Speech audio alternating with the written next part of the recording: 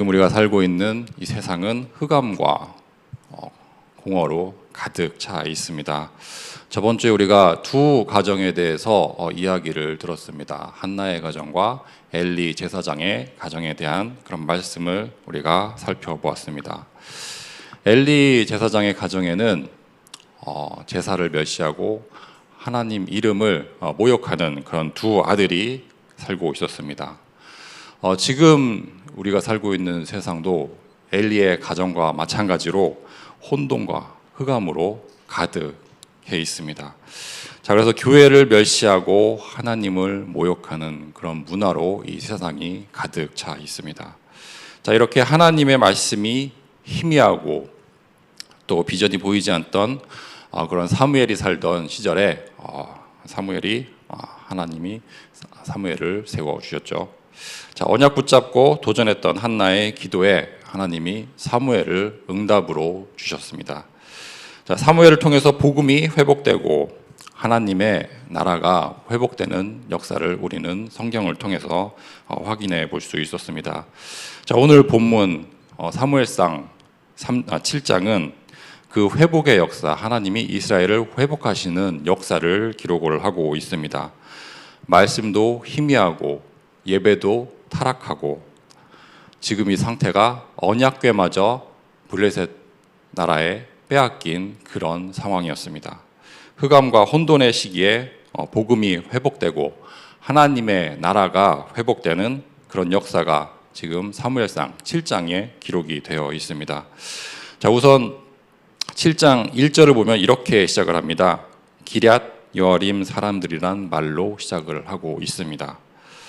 자, 그리고 바로 앞장 6장 13절을 보면은 또 한 지역이 나옵니다. 벳세메스 사람들이 또 나오고 있습니다. 그래서 기럇 여림 사람과 벳세메스 사람, 이 두 사람들이 언약궤를 어떻게 다루었는지 한번 먼저 잠깐 살펴보고 넘어가겠습니다. 사무엘상 6장은 빼앗겼던 언약궤가 이스라엘 땅으로 다시 돌아오는 그런 이야기를 기록을 하고 있습니다. 블레셋은 전쟁에서 승리를 하고 이스라엘 백성들에게서 언약궤를 빼앗아 가게 되죠. 하지만 그것 때문에 블레셋의 그 땅에 재앙이 계속 임하게 되었습니다. 그래서 결국 블레셋 사람들이 재앙을 피하고자 그 언약궤를 다시 이스라엘 백성들에게 돌려주게 됩니다. 그 내용이 5장에 기록이 되어 있습니다. 밤새 다곤 신상이 언약궤와 함께 있었어요. 그런데 그 다곤 신상이 언약궤 앞에 엎드려져 있었고 두 손이 잘려져 있었고 몸뚱이만 그렇게 남아있는 상태로, 끔찍한 상태로 발견이 됩니다. 자, 이어서 블레셋의 각 성읍들에게 이 언약궤를 돌리게 되죠. 도저히 우리가 감당할 수 없으니까 너희가 가져가라. 그런데 언약궤가 임했던 그 성읍마다 재앙이 임하게 됩니다. 그래서 블레셋 사람들이 죽어가고 지도자들이 두려움에 떨게 됩니다. 그래서 언약궤를 다시 이스라엘에게 돌려주게 되죠. 자, 이렇게 언약궤가 블레셋에서 떠나서 이스라엘 땅에 이르게 됩니다. 먼저 벳세메스라는 지역에 언약궤가 이르게 돼요. 그래서 6장 13절을 보면은 궤를 보고 이 벳세메스 지역의 사람들이 기뻐합니다. 언약궤가 다시 돌아왔다고 기뻐서 환호성을 지르고 있습니다. 하지만 언약궤가 벳세메스에 이르렀을 때 큰 일이 벌어지게 되죠. 자, 벳세메스 사람들은 언약궤가 돌아온 것에 대한 감사나 감격, 그리고 그 언약궤에 대한 경외심이 전혀 없었어요. 그냥 호기심만 가지고 있었어요. 그리고 언약궤를 불경한 마음으로 그렇게 대하게 됩니다. 그래서 호기심을 가지고 언약궤 안을 열어서 쳐다보게 됩니다. 언약궤를 만지기만 해도 사람이 죽었던 그런 시절이었거든요. 그런데 이 블레셋 사람들이 언약궤를 돌려주면서 그 독종들, 자기들이 받았던 그 재앙의 모양으로 금 그 신상들을 만들어서 언약궤 옆에 그렇게 같이 보냈습니다. 그래야 자기들의 재앙이 떠나갈 거라고 생각했기 때문에. 그래서 그 금들을 보고 욕심이 생겼고, 그래서 혹시라도 언약궤 안에도 뭐가 있을까 그런 호기심을 가지고 언약궤를 열어보다가 큰 재앙을 당하게 됩니다. 하나님의 거룩한 임재를 그냥 사람들의 구경거리로 이 사람들이 만들어 버렸어요. 그래서 언약궤를 전리품이나 신비한 부적 정도로만 이 사람들이 생각하게 됩니다. 그래서 사무엘상 6장 19절에 보면 이렇게 말씀을 하고 있어요. 여호와께서 벳세메스 사람들을 치사 70명을 죽이시매. 여기서 벳세메스 사람들은 이방 민족이 아닙니다. 이스라엘 족속입니다. 이스라엘 사람입니다. 이스라엘 사람들의 벳세메스 지역에 사는 사람들인데 하나님이 언약궤를 경홀히 여겼다고 해서 70명을 그 자리에서 죽이십니다. 하나님의 심판이 임한 것이죠. 언약궤가 그들과 함께 있었지만 언약궤가 그들에게 축복이기는커녕 재앙이 되어버렸습니다. 자, 결국 벳세메스 사람들은 언약궤를 감당하지 못하고 다른 지역에 보내버립니다. 자, 그렇게 기럇 여아림 사람들에게 이 언약궤가 다시 돌아오게 됩니다. 그런데 기럇 여아림에 살았던 사람들은 언약궤를 그렇게 벳세메스 사람들처럼 함부로 대하지 않았어요. 궤를 아비나답의 집으로 옮겼다고 되어 있고요. 그의 아들 엘르아살이 지키게 했습니다. 엘르아살을 거룩하게 구별하여 궤를 지키게 했습니다. 7장 1절에 기록이 되어 있습니다. 두렵고 떨리는 마음으로 하나님의 임재 언약궤를 다루게 됐죠. 그래서 그 결과 언약궤가 그곳에서 20년 동안 머물렀고 그 20년 동안 그 지역 사람들이 그리고 이스라엘 백성들이 평안을 누리게 되었다고 기록을 하고 있습니다. 자, 그래서 언약궤를 대하는 이 두 사람들의 태도를 보면서 우리가 복음을 과연 어떻게 대하고 있는가 우리가 한번 점검해 보았으면 좋겠습니다. 벳세메스 사람들처럼 우리가 복음을 소원 성취의 수단이나 부적 정도로 생각하는 게 아닌지 한번 생각해 보아야겠습니다. 성공을 위해서 필요한 부적 아니면 내 문제를 해결하기 위한 그런 주문 정도로 우리가 복음을 오해하고 있지 않은가 점검을 해 봐야겠습니다. 하지만 복음은 이런 것들과 전혀 상관이 없죠. 복음은 생명의 말씀이자 임마누엘의 축복입니다. 자, 이렇게 기럇 여아림 사람들처럼 복음을 우리가 감사와 감격의 마음으로 받아들여야겠습니다. 그래야 그 복음의 능력이 우리를 통해서 역사하실 줄로 믿습니다. 자, 이 시간에는 사무엘상 7장을 통해서 한 3가지 정도를 같이 묵상해 보고자 합니다. 5절에 보면은 미스바에서 드려진 참 예배가 나옵니다.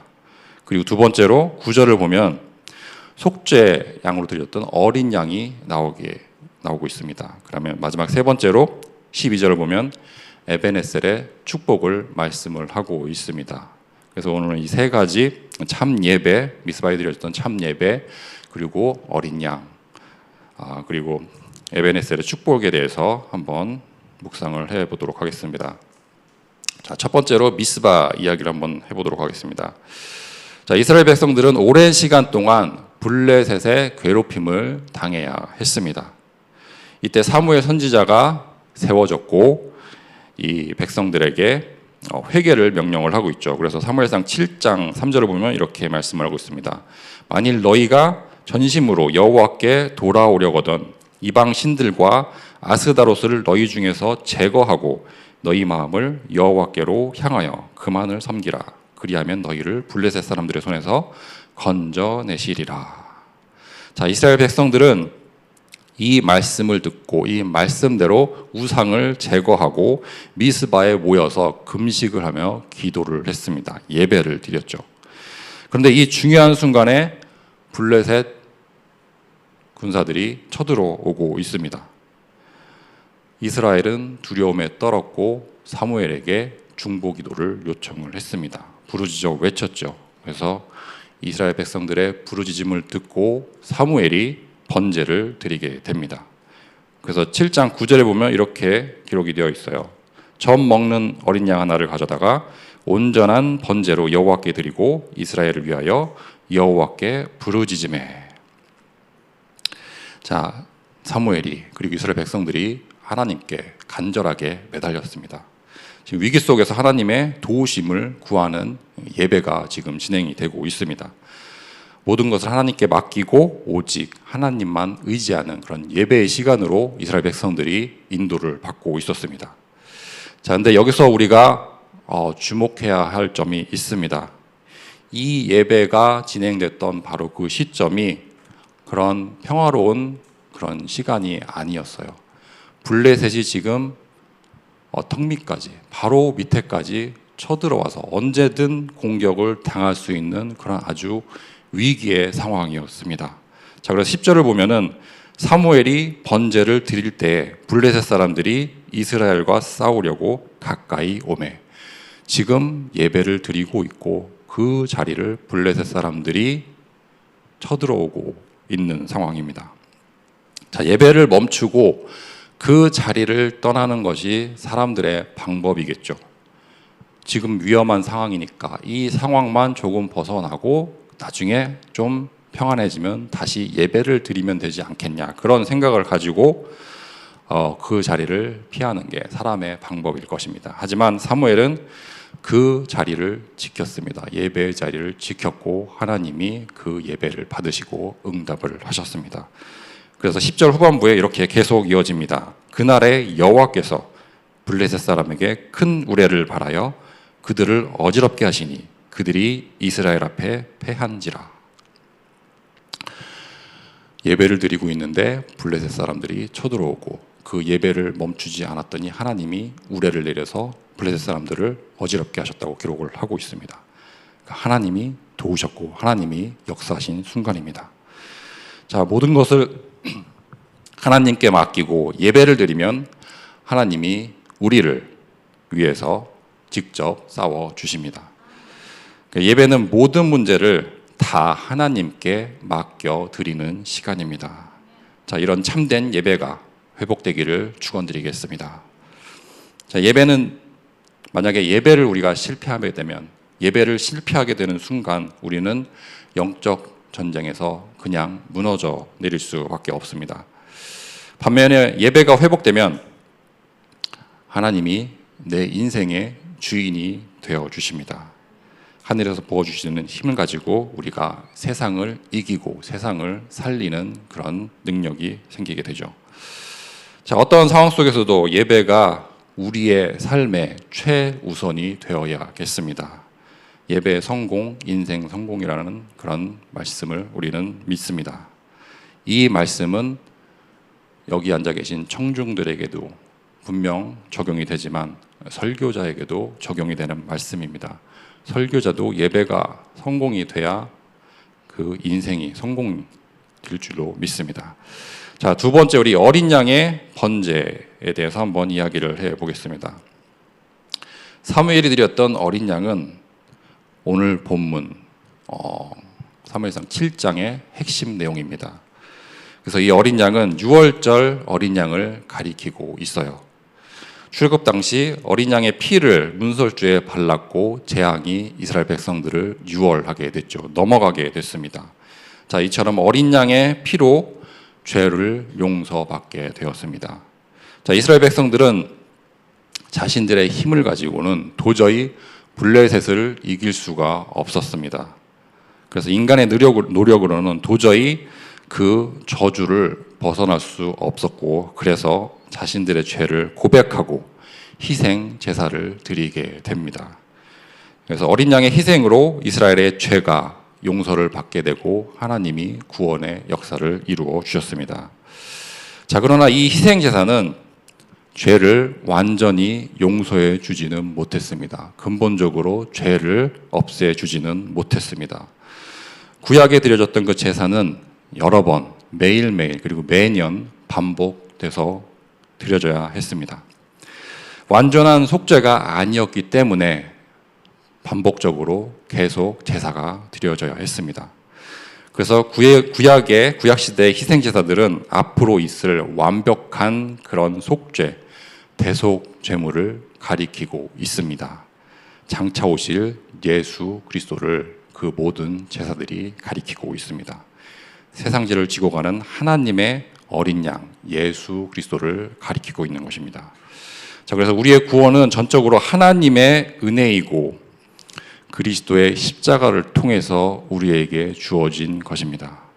자, 그래서 이 사실을 다시 한번 묵상하는 시간이 되었으면 좋겠습니다. 자, 세 번째로 마지막 에베네셀을 한번 살펴보도록 하겠습니다. 자, 블레셋과 전쟁을 했고 이스라엘 백성들이 하나님의 도우심으로 승리를 할 수 있었어요. 자, 사무엘은 블레셋을 이기고 미스바와 센 사이에 돌 하나를 가져서 기념비를 세우게 됩니다. 그리고 그 기념비를 에벤에셀이라고 그렇게 이름을 붙이게 되죠. 에벤에셀은 히브리어로 도움의 돌이라는 뜻입니다. 에벤이 돌이라는 뜻이고 에셀 이게 도움이라는 뜻이죠. 그럼 돌, 기념비는 기념비인데 뭘 기념하는 기념비냐? 에셀, 하나님이 도와주셨다는, 하나님이 지금까지 우리를 보살펴 주시고 인도해 주시고 도와주셨다는 그 하나님의 역사를 기념하는 기념비가 에벤에셀입니다. 자, 그런데 원래 에벤에셀은 이렇게 승리를 의미하는 그런 이름이 아니었어요. 우리가 사무엘상 4장 1절과 5장 1절을 보면은, 그러니까 4장의 첫 번째 절과 5장의 첫 번째 절을 보면은 에벤에셀이 또 나옵니다. 반복해서 에벤에셀이란 그런 지역 이름이 등장을 하고 있어요. 자, 이 지역이 뭐냐면 언약궤를 빼앗겼던 장소입니다. 이스라엘 백성들이 블레셋 사람들에게 언약궤를 빼앗겼던 장소가 에벤에셀입니다. 그래서 이스라엘 백성들에게는 에벤에셀이 패배와 수치의 상징이었습니다. 하지만 바로 그 에벤에셀에서 이스라엘의 치욕의 역사를 하나님이 회복시켜 주신 것입니다. 그래서 절망의 자리가 희망의 자리가 되었습니다. 언약궤를 빼앗겼던 그 자리에서 다시 언약궤가 돌아오고 에벤에셀이라는 그런 기념비를 세우게 되었죠. 그리고 패배의 자리가 승리의 자리로 변했습니다. 그리고 에벤에셀은 절망 속에서도 우리를 저버리지 않으시고 때를 따라 우리를 도와주시는 하나님의 은혜를 상징합니다. 그래서 복음은 우리의 절망과 치욕을 에벤에셀로 바꾸어주는 그런 능력이 있습니다. 복음으로 죄인이 의인이 되었습니다. 그리고 복음은 치욕의 자리를 하나님의 사랑과 은혜의 자리로 바꾸어 주었습니다. 복음은 재앙과 사망을 새로운 시작의 자리로 바꾸어 주었죠. 또 모든 것이 바뀌고 회복되어진 이 에벤에셀의 축복을 지금 우리가 받아 누리기를 축원드리겠습니다. 그리스도의 십자가가 바로 에벤에셀이 됩니다. 그리고 우리 인생의 모든 순간에서 에벤에셀의 그런 기념비가 세워지기를 축원드리겠습니다. 메시지를 마무리하겠습니다. 복음이 회복될 때 후대가 살아나게 됩니다. 복음이 회복돼야 후대가 살아납니다. 한나의 간절한 기도의 응답으로 사무엘이 세워졌습니다. 말씀이 희귀하고 예배가 죽었던, 그리고 하나님이 멸시당했던 그런 암흑의 순간에 하나님이 이스라엘 백성들에게 사무엘을 세워주셨습니다. 사무엘을 통해서 빼앗긴 언약궤가 다시 이스라엘에 돌아올 수 있었습니다. 그리고 사무엘을 통해서 하나님의 영광이 다시 이스라엘에 드러나게 됩니다.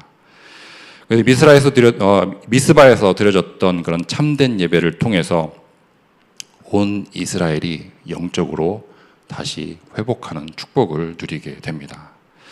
자, 하지만 이 모든 회복과 그런 승리의 중심에는 에베네셀이 있었습니다. 어린 양의 희생이 있었습니다. 예수 그리스도의 복음이 그 중심에, 하나님의 역사의 중심에 있었음을 우리가 잊지 말아야겠습니다.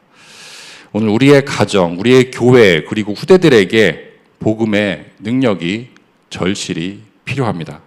하나님은 사무엘을 통해서 한 시대를 살려주셨습니다. 그리고 지금도 하나님은 참된 예배를 통해서 이 시대를 살리고 계실 줄로 믿습니다. 어떠한 상황 속에서도 예배를 최우선으로 삼고 복음을 굳게 붙잡기를 바랍니다. 참된 예배를 통해서 하나님이 홀로 영광 받아 주실 줄로 믿습니다. 여호와께서 여기까지 우리를 인도해 주셨습니다. 앞으로도 임마누엘 하시고 우리에게 형통의 복을 주실 줄로 믿습니다. 기도하겠습니다. 사랑과 은혜가 풍성하신 하나님 아버지, 이 새벽 주님의 말씀 앞으로 인도해 주시고 우리의 마음을 돌이켜 참된 예배의 자리로 불러주심을 감사합니다. 문제 해결이나 소원 성취를 위해 우리가 복음을 이용하는 것이 아니라 감사와 감격과 경외하는 마음으로 복음을 누리게 하옵소서. 어떠한 상황 속에서도 예배가 최우선이 되게 하시고 어린 양 대신 예수 그리스도의 십자가를 붙들게 하옵소서. 모든 것을 회복시켜 주시는 에베네셀의 은혜가 우리 삶 가운데 날마다 경험되게 하옵소서. 또 오늘도 가정과 교회와 후대를 복음의 능력으로 회복시켜 주시고 이들을 통해 세상이 새 생명을 얻고 회복되는 역사를 보게 하여 주옵소서. 이 모든 말씀 우리 주 예수 그리스도 이름으로 기도드립니다. 아멘. 지금은 찬송가 540장 같이 찬양하시고 각 교구의 기도 제목을 가지고 기도를 하겠습니다. 특별히 이 교구의 기도 제목을 가지고 합심해서 기도를 하도록 하겠습니다. 찬송가 540장